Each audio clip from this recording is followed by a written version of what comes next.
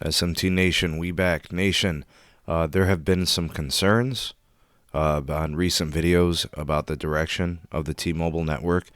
I just wanted to make this video and offer my commentary on the updates at the company as things have changed a little bit.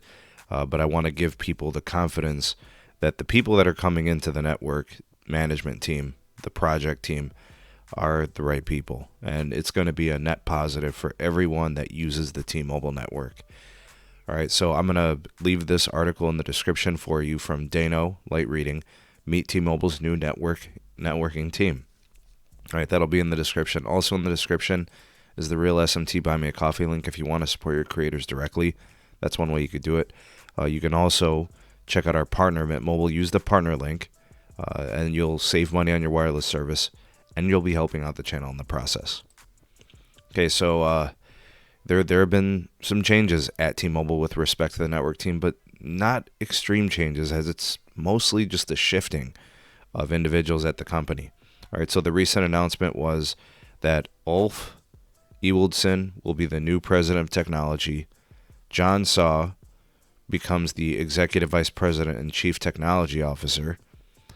And then Neville Ray, who was previously in the position of president of technology, he will become basically an advisor to CEO Mike Sievert, and also, as part of the network strategy team.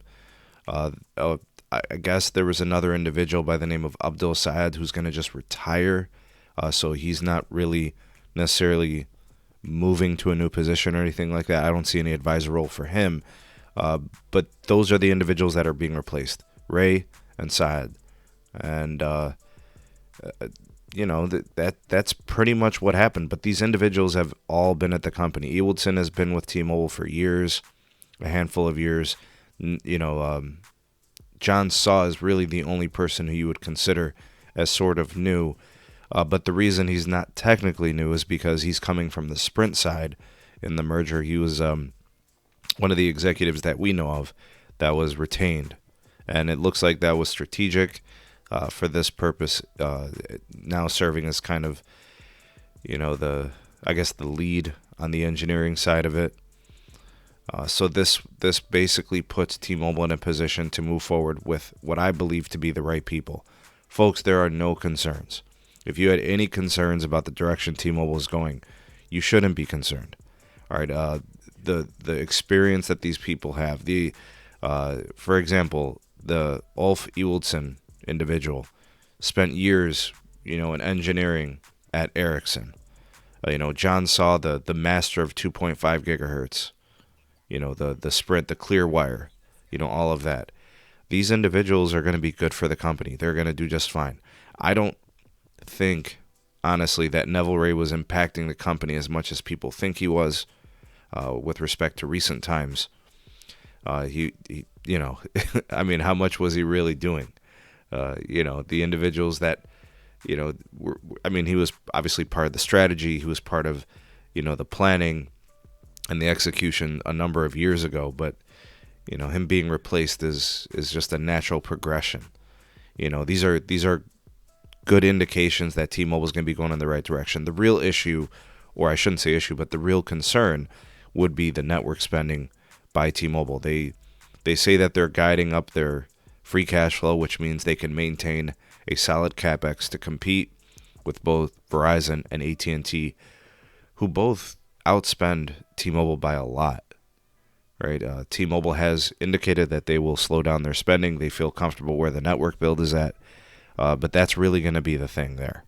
Okay, what type of budget they give to these engineers, to the engineering team for the network, that really should be the only concern anyone should have at T-Mobile when it comes to the network. Don't be worried about the people that are there. I think the trouble is whether or not the budget is there. That is really it. So the capex, how much T-Mobile is willing to spend on mmWave, how much they're willing to spend to support their fixed wireless access ambitions. What are they going to be doing with, QCIs in the future and network slicing and technologies? That stuff is all in safe hands. These are very intelligent, very capable individuals who are the best at what they do. I don't think it's going to be an issue at all. All right, so you can make an argument that the capex could be a concern, maybe, but you can't argue the results of the people that are put in place to replace, those that are kind of walking away, retiring.